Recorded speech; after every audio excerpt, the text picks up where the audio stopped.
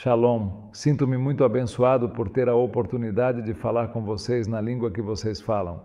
Para mim, é uma forma de me aproximar melhor de cada um de vocês e compartilhar minhas aulas de Torá na língua que vocês falam habitualmente. Prometo fazer o meu melhor para transmitir os meus ensinamentos de forma compreensível e aceitável para ti. Vou me esforçar ao máximo para isso. Enquanto eu estou fazendo isso, clique onde diz compartilhar e torne-se também um mensageiro de esperança para a nossa geração.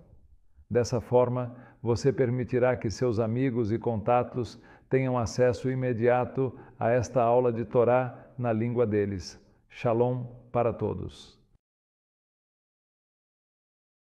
Antes da Grande Páscoa, a convocação sagrada da Páscoa judaica, onde celebramos a intervenção divina sobre o orgulhoso faraó do Egito, trata-se das leis que devem ser seguidas quando alguém é diagnosticado com lepra.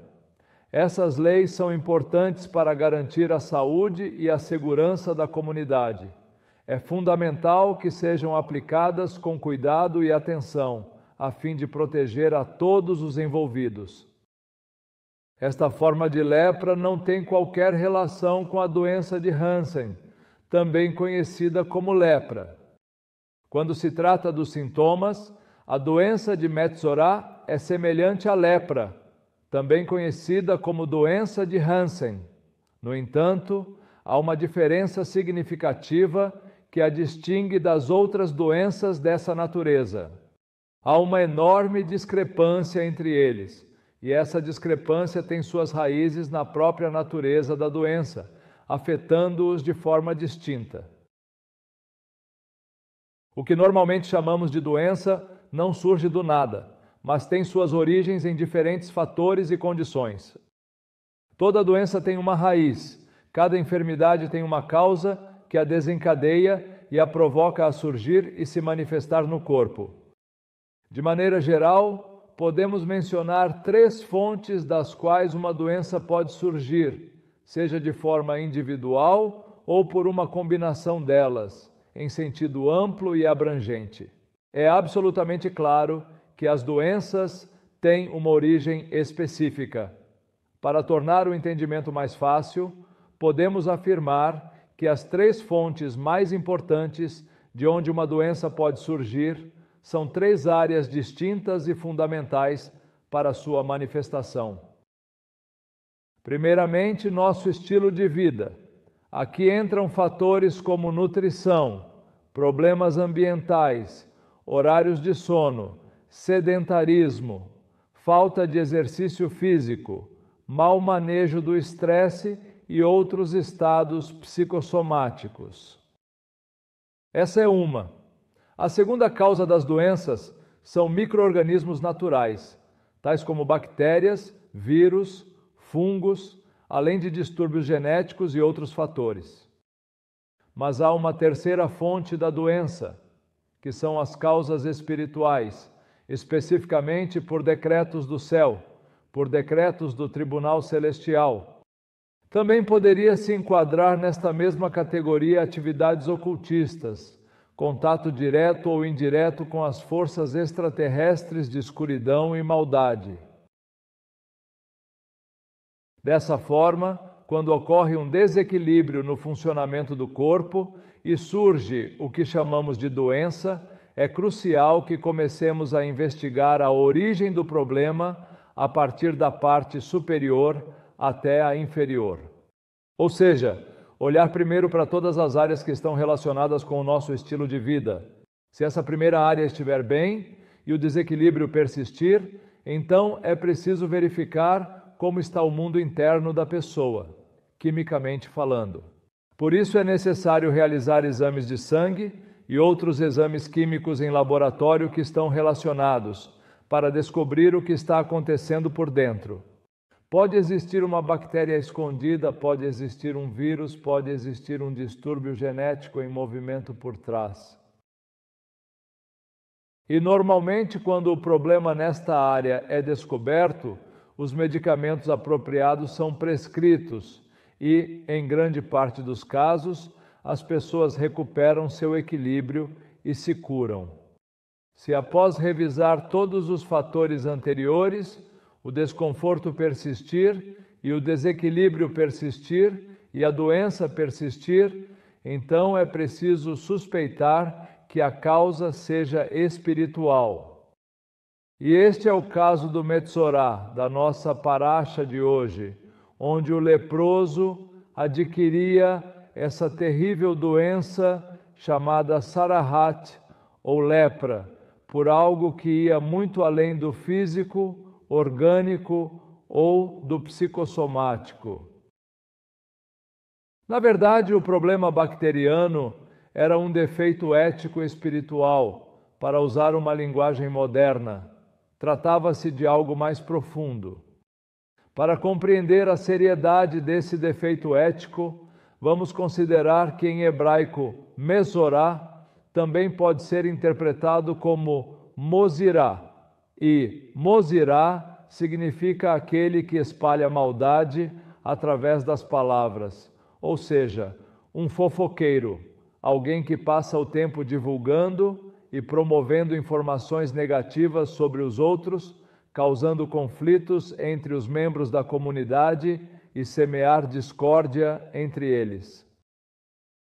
Um grande sábio de Israel costumava dizer em seus ditos que onde falta lenha, o fogo se apaga, e onde não há fofoqueiro, a contenda se acalma. Quando não há fofoqueiro, a contenda se acalma. Em outras palavras, assim como a lenha mantém o fogo aceso, o fofoqueiro é responsável por manter a contenda entre os irmãos acesa também. No mundo natural, para extinguir um incêndio, os bombeiros nos informam que é preciso eliminar pelo menos um dos 3 componentes essenciais do fogo, que são combustível, oxigênio ou calor. Os bombeiros nos informam que o fogo possui 3 componentes, e qualquer um deles que seja removido extinguirá o fogo. O primeiro componente é o combustível. Se conseguirmos remover o combustível que está causando o fogo é eliminado. Em segundo lugar, com o oxigênio, podemos sufocar o fogo privando-o de oxigênio. Onde não existe oxigênio, não há fogo. E em terceiro lugar, diminuindo a temperatura. Se nós, de acordo com os bombeiros, conseguirmos reduzir a temperatura abaixo do ponto de ignição, a fim de interromper a combustão, também seremos capazes de apagar o fogo. No mundo natural, a temperatura, o oxigênio e o combustível são os 3 componentes fundamentais que compõem o fogo e o tornam possível e propagável. Se qualquer um deles for removido, o fogo é sufocado e eliminado por completo. No mundo ético do Metzorá da fofoca, nossos livros afirmam que o fogo é o fogo da língua. É similar às chamas do inferno, que a língua é um fogo de maldade, que a fofoca é encorajada, afirmam nossos sábios netzaritas. A fofoca é um espírito que é encorajado pelas chamas do próprio inferno. Essas crenças são baseadas na ideia de que a fofoca tem o poder de destruir relacionamentos e causar danos irreparáveis. Assim como no fogo natural existem 3 componentes, no mundo ético, o fogo da fofoca também é composto por 3 elementos. Em primeiro lugar, a fofoca é o combustível, o fofoqueiro é o oxigênio, e quem presta atenção ao fofoqueiro é a temperatura do ambiente. A fofoca é a má informação em si, a fofoca é as fake news, a desinformação, a própria mentira. O fofoqueiro é aquele que vende ou passa a informação, e o receptor da fofoca, aquele que gosta de ouvir fofocas e se diverte ouvindo fofocas. Qualquer uma das 3 coisas que removemos do triângulo do fogo da fofoca acaba sufocando a fofoca, pois todas são essenciais para mantê-la viva. O mais perigoso de todos esses componentes, logicamente, é o fofoqueiro, porque geralmente ele mesmo cria a fofoca e a propaga, causando assim um dano no equilíbrio do amor que deve escolher uma comunidade, que deve destacar uma comunidade e que deve ser esse equilíbrio de amor a marca de uma comunidade saudável, de uma família saudável, de um relacionamento humano saudável. Segundo o sábio, a fofoca é um dos pecados mais graves. O Lashon Hará, a fofoca, é considerado um dos pecados mais sérios em toda a Bíblia. Salomão, o grande sábio de Israel, afirma que o fofoqueiro é capaz de afastar até os melhores amigos, separando-os. Portanto, é importante evitar a fofoca, pois ela pode causar danos irreparáveis nos relacionamentos. A fofoca, para prosperar, às vezes precisa se disfarçar de meia-verdade, de meia-piedade, mas é simplesmente uma total falsidade com a intenção de prejudicar e destruir os relacionamentos humanos. Por isso diz o sábio que as palavras do fofoqueiro são como bocados suaves. As palavras do fofoqueiro são como bocados suaves, mas depois que você as ouve, penetram até as entranhas, e quando algo chega às entranhas, é extremamente difícil removê-lo dali, porque se aninha no subconsciente da pessoa e a partir dali vai prejudicando os relacionamentos dessa pessoa com o próximo indivíduo que ela se relaciona. A lepra bíblica, mencionada nas Parashot, não tinha causa natural, mas sim espiritual. Era um castigo divino pelo pecado da fofoca, conforme descrito nas Escrituras Sagradas do Antigo Testamento. Hoje em dia, esse tipo de doença foi erradicado do mundo, do nosso povo de Israel e do restante das nações da terra, pela misericórdia divina, porque dizem nossos sábios que Deus estava olhando para o mundo e ao ver tantos fofoqueiros, entendeu que era melhor deixá-los assim, pois caso contrário teria que destruir o mundo inteiro. Portanto, é de extrema importância que permaneçamos vigilantes, pois embora a tradição oral tenha desaparecido, a disseminação de fofocas, difamações e informações negativas continua a prejudicar nossos relacionamentos, comunidades e amizades, exigindo que estejamos atentos a essas situações. No entanto, nos tempos antigos da Bíblia, os níveis de moralidade e espiritualidade das pessoas eram tão elevados que o sim de uma pessoa era sim e o não de uma pessoa era não, sem margem para ambiguidades ou falsidades. Antigamente, nos dias bíblicos, os acordos eram feitos verbalmente, não era necessário assinar nenhum documento, não se dizia a famosa frase moderna que usamos hoje em dia: dê-me tudo isso que está me dizendo por escrito, me dê por escrito. Nos dias bíblicos bastava alguém dizer: isso é o que custa o meu cavalo, e no dia seguinte você podia ir lá e o preço não tinha aumentado. Na verdade, há uma história muito interessante de um rabino da época antiga que estava vendendo seu cavalo. O leiteiro judeu da comunidade precisava de um cavalo adicional para expandir seu negócio e recebeu a notícia de que o rabino estava vendendo o cavalo que ele necessitava para alcançar seu objetivo. Vou transformar o diálogo em dólares para que possamos ter uma compreensão mais clara desta história. Na manhã seguinte, ao chegar à sinagoga para o Shahrit, o leiteiro, que desejava adquirir o cavalo do rabino, fica surpreso ao se deparar com o próprio rabino adentrando também para o Shahrit. Aproxima-se e diz ao ouvido: Rabino, dou-lhe 500 reais pelo seu cavalo. O rabino permaneceu em silêncio. O leiteiro, ao notar que o rabino havia caído, aumentou a oferta. Ele se aproxima e diz ao ouvido: Rabino, eu te dou 750 pelo seu cavalo. O rabino ficou em silêncio, e enquanto avançava em direção à cadeira da sinagoga, o homem aumentou novamente a oferta. Ele se aproxima do rabino e diz: Rabino, eu lhe dou 1000 reais pelo seu cavalo. O rabino ficou em silêncio.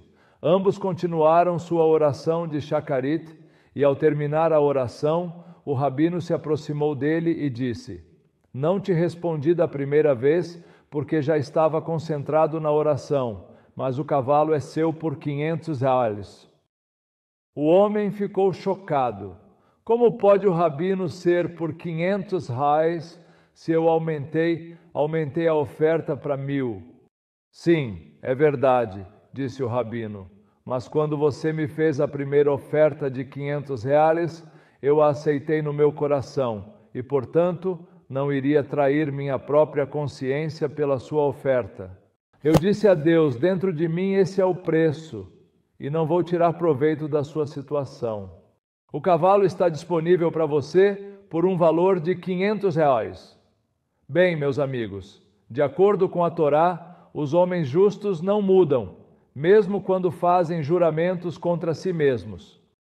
Estes níveis de espiritualidade são raros para este período.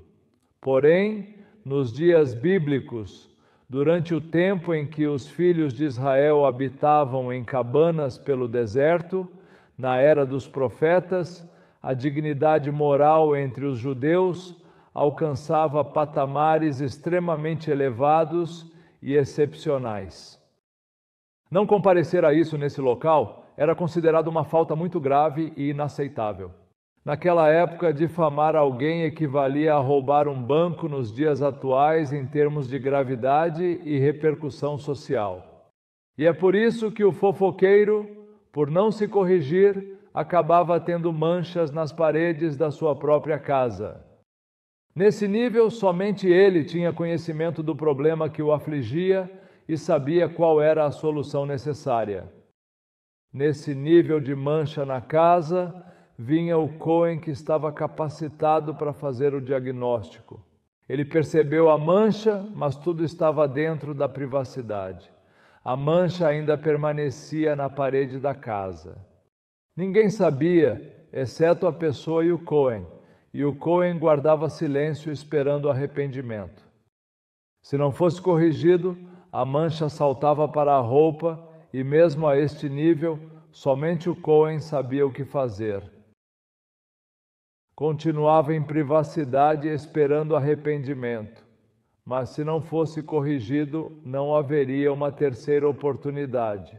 A lepra, diz a paraxa, agora saltava para a pele da pessoa, para as mãos da pessoa, para o resto da pessoa, para os olhos da pessoa, e agora era uma questão pública. Todos os membros da comunidade estavam cientes do problema. Esse é o fofoqueiro, aquele que está semeando a discórdia entre nós, o indivíduo que está destruindo a amizade entre todos nós. A vergonha não poderia ser maior. Ele era exilado, tinha que sair da comunidade e dessa forma pagava pelo dano social que estava causando com suas fofocas maliciosas. Pense agora no poder do arrependimento na primeira oportunidade, não na segunda, não na terceira. Na primeira oportunidade qualquer um pode cometer erros, afirmam nossos sábios nezaritas. Todos pecamos, todos estamos destituídos da glória de Deus, mas nem todos nos arrependemos de imediato ou de forma imediata. Alguns insistem mais em pecar do que outros, até que finalmente os golpes de Hashem são tão fortes e finalmente se arrependem. Baruch Hashem. Salvos, como diz Rabino Saul, como pelo fogo, mas são salvos. Baruch Hashem. No entanto, não há nada mais valioso do que reconhecer o erro assim que o cometemos e nos arrependermos. E isso é perfeitamente ilustrado em nossa porção semanal da Torá, como uma pérola de grande valor ético, que irei explicar em detalhes. Deus disse aos filhos de Israel: quando entrardes na terra de Canaã e observardes alguma mancha branca na parede da casa, o que poderia ser sinal de lepra, chamarás imediatamente o Cohen e prestarás atenção a essa mancha dentro de tua casa. O que aconteceria se a pessoa compreendesse a mensagem e percebesse que estava agindo de forma inadequada e se arrependesse? Imediatamente chamava o Cohen. O Cohen vinha e então, comprovado que se arrependia, quando ninguém ainda sabia que havia uma mancha escondida na parede da casa, o Cohen pegava uma espécie de espátula e o ajudava a remover a mancha branca da parede de sua casa. O homem também ajudava o Cohen quando este se cansava de raspar a parede e eliminar a mancha, até garantir que toda a mancha de lepra que era profunda fosse removida. Mas então acontecia um milagre. Muitos cananeus, em sua fuga, tinham escondido seus tesouros de ouro e prata dentro das paredes de suas casas, pensando que um dia poderiam voltar e levá-los consigo. Mas agora, quando o fofoqueiro se arrependia pela primeira vez e chamava o Cohen pela mancha escondida dentro da parede de sua casa, quando ninguém suspeitava de nada da pessoa, porque ainda não era do conhecimento público a mancha, e a pessoa se corrigia pela primeira vez, Deus dizia para raspar a mancha. Deus colocou a mancha exatamente no lugar onde estavam escondidos os tesouros valiosos. Então, aquele que se arrependeu pela primeira vez recebia, ao remover a mancha, o presente das joias de ouro e moedas de ouro e prata que os cananeus haviam escondido nas paredes de suas casas abandonadas. E acontecia uma espécie de renascimento naquela pessoa após a queda horrenda do boato, como se fosse um novo nascimento. Ao se arrepender pela primeira vez, ao perceber o erro de seu caminho, Hashem o purificava e o enchia de riquezas, recompensando-o ao torná-lo agora uma pessoa rica.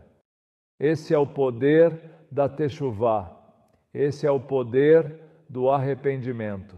Assim que a pessoa percebia que a lepra atingia sua casa, assim que tomava consciência de que agiu mal, arrependia-se e era recompensada pelo céu com a descoberta de um tesouro escondido em sua própria casa.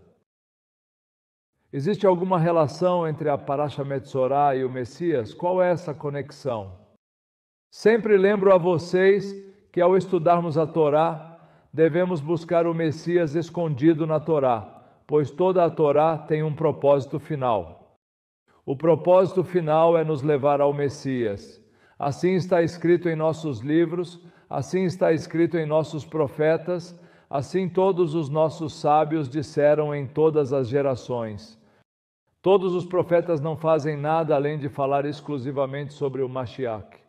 Assim, se toda a Torá tem como propósito final nos levar ao Messias, devemos sempre fazer um esforço para encontrar o Messias. Em cada Páscoa, encontrar o Messias, em cada sessão da Torá, o Messias é visto como a pérola de grande valor. Então vamos fazer um esforço para encontrar o Mashiach até mesmo nesta parasha. O reino dos céus, disse o Rabi, é semelhante a um negociante de pérolas, que ao encontrar uma pérola de grande valor, foi e vendeu tudo o que tinha para comprá-la. Está absolutamente claro que a pérola de grande valor é o Messias. Encontrar o Messias, ter acesso à revelação do ministério do Messias, é o maior presente que Hashem poderia oferecer a qualquer pessoa. Durante o tempo de Yeshua em Israel, havia uma grande quantidade de leprosos, e muitos deles se aproximaram dele no rio, implorando por misericórdia. Certo dia, aproximou-se um leproso e suplicou: Filho de Davi, tem compaixão de mim, se quiseres, tens o poder de me purificar. Assim falou o leproso, e o mestre respondeu: eu quero que você esteja limpo e livre da doença. No mesmo instante, a lepra desapareceu completamente do seu corpo, sem deixar nenhum vestígio. Qual a ação executada por Rivi? Rivi o vê? Por favor, mostre-se ao Cohen. Mostre-se, vá ao templo, mostre-se ao Cohen e cumpra o que foi ordenado por Mose Rabenu, para que sirva como evidência e testemunho fiel. Para servir como testemunho. Observe, para servir como evidência. São provas concretas. Com o propósito de servir como testemunho. Que tipo de testemunho deveria ser dado ao Cohen? Qual era a evidência? Em determinado momento, enquanto Yohanan ben Sekaya, conhecido como João Batista, estava preso, ele percebeu que Yeshua não estava tomando uma posição clara em relação à expulsão dos romanos e à restauração do reino prometido a Israel. Por isso, Yohanan enviou 2 de seus próprios discípulos ao mestre para perguntar se ele era o Messias esperado ou se deveriam aguardar por outro sinal de sua vinda. A resposta do Rebi não poderia ter sido mais enigmática. Ele não respondeu afirmativamente ou negativamente, no entanto, respondeu de forma afirmativa, mas em código, em uma espécie de algoritmo profético, diríamos hoje. Vão até Yohanan, disse ele, vão até Yohanan e contem a ele o que estão vendo com seus próprios olhos e ouvindo com seus próprios ouvidos. Narrem a ele os detalhes das suas observações. Vão e informem a Yohanan que os cegos estão enxergando, os coxos estão caminhando, os surdos estão ouvindo, os mortos estão revivendo. Aos que são humildes de coração é dada a boa notícia da restauração do reino e dos lugares de repouso para eles. Os leprosos estão sendo purificados. Vão e digam isso a Yohanan. Os discípulos de Yohanan foram e falaram com ele. Estiveram onde o mestre? Sim. O que lhes disse? Os cegos agora conseguem enxergar. Os coxos têm a capacidade de caminhar. Os surdos agora podem escutar. Os mortos ressuscitam. Os leprosos são purificados. Após ouvir isso, Yohanan ficou em silêncio e um sorriso se formou em seus lábios. Ele compreendeu a mensagem transmitida pelo profeta ao profeta. Agora ele poderia partir em paz. O Messias tinha chegado a Israel. Qual era o motivo por trás dessa chegada tão aguardada? Em uma das mãos, o sacerdote instrui o leproso a comparecer ao templo, apresentar-se ao sacerdote, exibir sua cura e cumprir os requisitos estabelecidos na lei de Moisés, a fim de que isso sirva como testemunho e prova de sua cura. Em contrapartida, temos Nicodemo, um Tana, um Marã, um mestre da lei, que diz a Yeshua: sabemos que vieste de Hashem, pois ninguém pode realizar esses sinais que fazes, a menos que Hashem esteja presente contigo para te conceder tal poder. Que sinais? O que todos estavam presenciando. Os cegos agora enxergam, os coxos conseguem andar, os surdos agora ouvem, os mortos são ressuscitados, os leprosos são purificados e curados.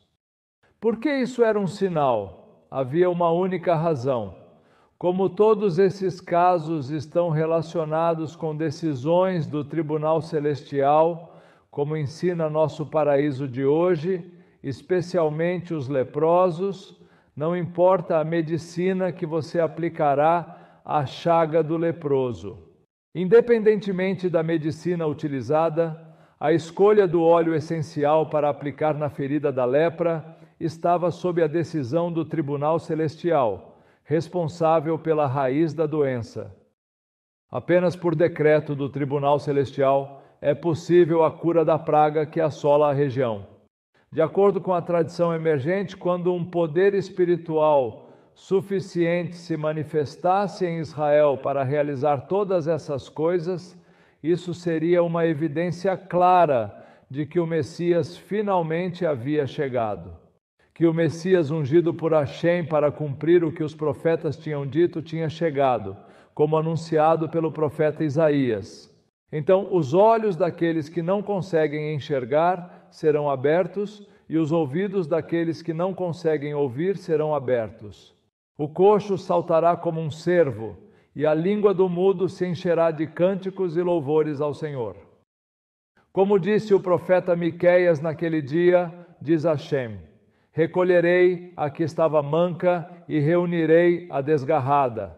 Dela farei um remanescente e a perseguida a tornarei uma nação.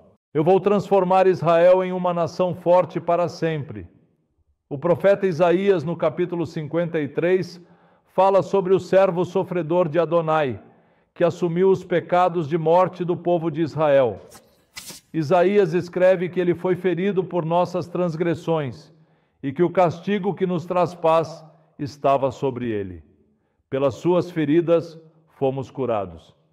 Essas palavras mostram a capacidade do servo sofredor de trazer cura e paz ao povo de Israel, demonstrando assim a sua grandeza e amor por seu povo escolhido. Você sabe o que é jaburra e abura? Rabura está relacionado a lesões no corpo. Gostaria de saber mais sobre esses termos? Isso é kabura, feridas no corpo, possivelmente devido a golpes ou doenças como a lepra, que afetam a pele e os nervos. Na verdade, o tratado talmúdico associa o Messias às pessoas que sofrem de lepra. Os rabinos do Talmud associam o Messias aos indivíduos que sofrem de lepra. No tratado Sanedrim, fólio A, discute-se a identidade do Messias e menciona-se o Messias como uma figura do leproso sentado nas portas da cidade eterna de Roma, simbolizando sua humildade e sofrimento. Este trecho, esta página talmúdica, faz parte de uma discussão rabínica acerca da natureza e das características do Messias.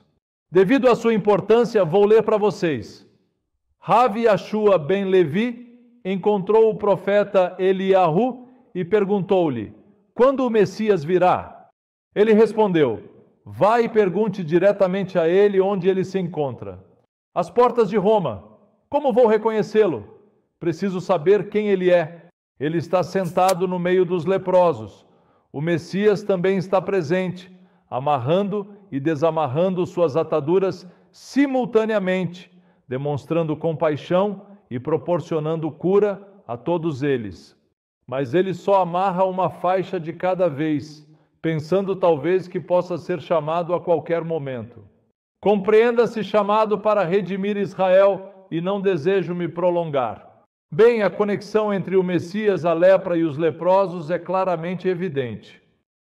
A nossa paraxa trata das leis do leproso e existe uma relação íntima entre o Messias e a lepra.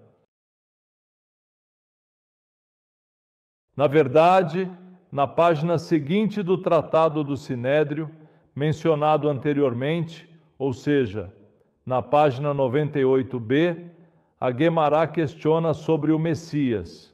A Guemará questiona sobre o Messias e pergunta qual é o nome que ele possui. E a Guemará responde que o nome dele é o leproso. Não há dúvida de que a razão que a Guemará oferece para chamar o Messias de leproso é o que está escrito em Isaías 53. Ele tomou sobre si as nossas enfermidades e suportou as nossas dores.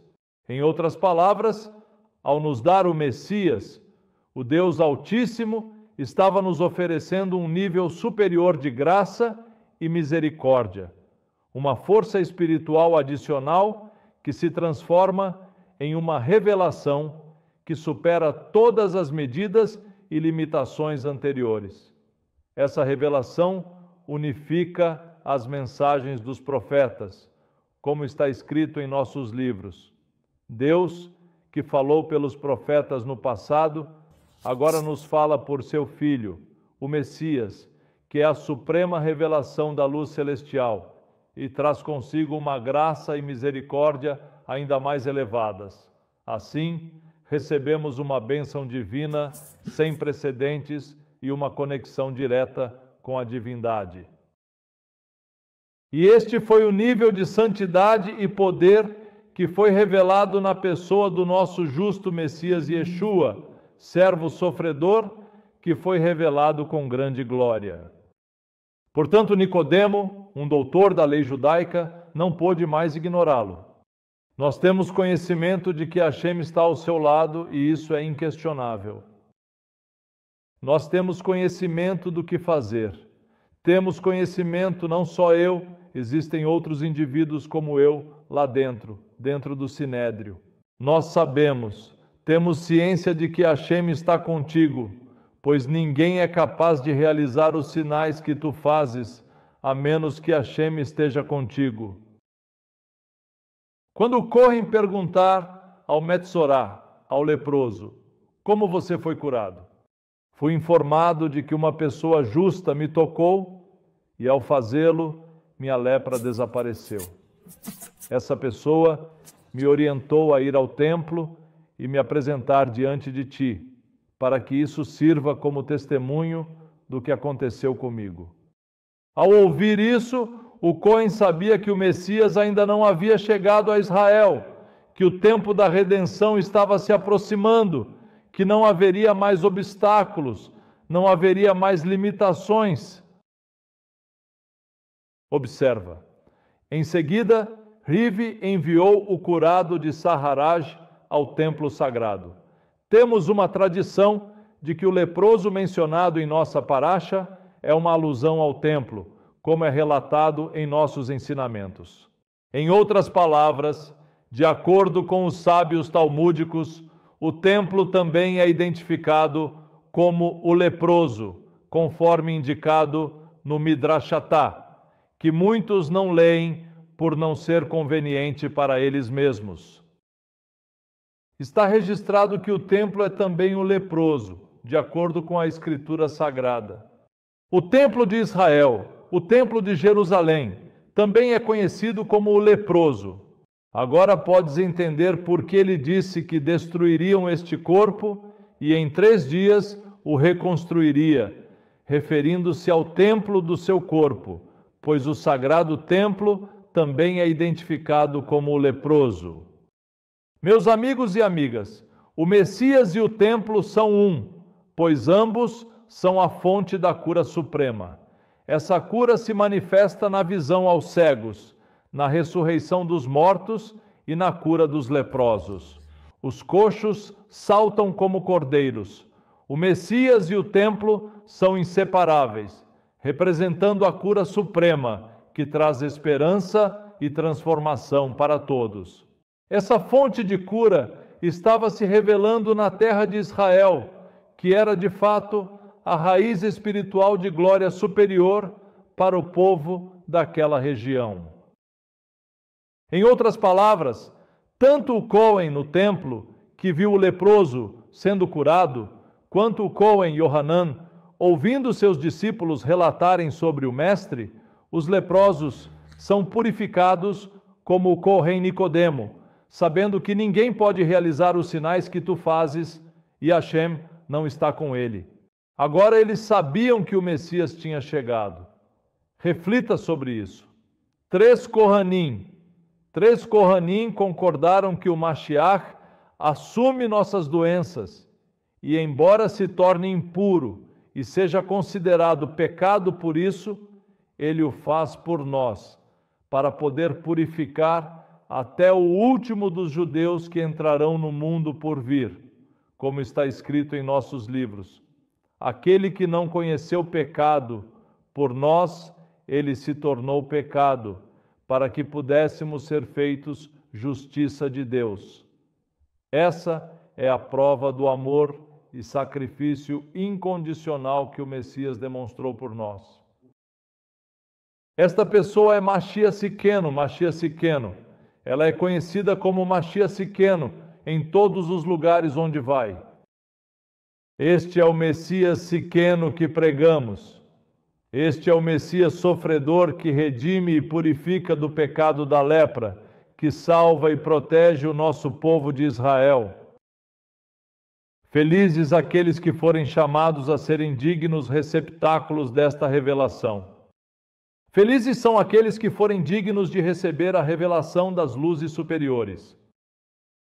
Felizes são aqueles que me escutam neste exato momento. Feliz és tu, tu que me escutas, por ser merecedor de presenciar, ouvir e sentir a verdadeira e plena redenção que já foi iniciada e que agora se estende a todos os homens em toda a terra, para que também sejam merecedores de recebê-la em sua plenitude e transformação completa. Feliz é o povo que, após revelado o mistério do Messias, não se deixa influenciar pelos ignorantes da redenção para negá-lo, nem permite que lhes tirem das mãos a pérola de grande valor.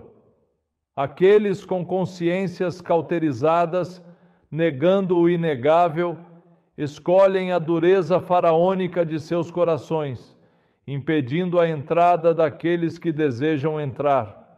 Porém, o povo feliz permanece, enquanto os ignorantes e negadores ficam de fora, invejando o tesouro que possuem. Feliz é o povo que se afasta da língua mentirosa e desprezível, que passa a difamar demais o nosso rubi valioso, causando danos irreparáveis à sua reputação. Feliz é o povo que fecha seus ouvidos à abominação dos abortistas da redenção. Eles decidem virar as costas para isso e, em troca, escolhem prestar atenção ao testemunho das luzes superiores. Essas luzes continuam apontando para aquele que estava disposto a sofrer tal ignominiosa contradição de pecadores contra si mesmo. Tudo isso desde que não se perca nem uma unia de um Geudi, nem uma unia de um Nijo de Israel. Assim, esse povo encontra a felicidade ao ignorar os abortistas e focar nas luzes divinas que iluminam o caminho da redenção. Shabbat Shalom, amigos. Shabbat Shalom.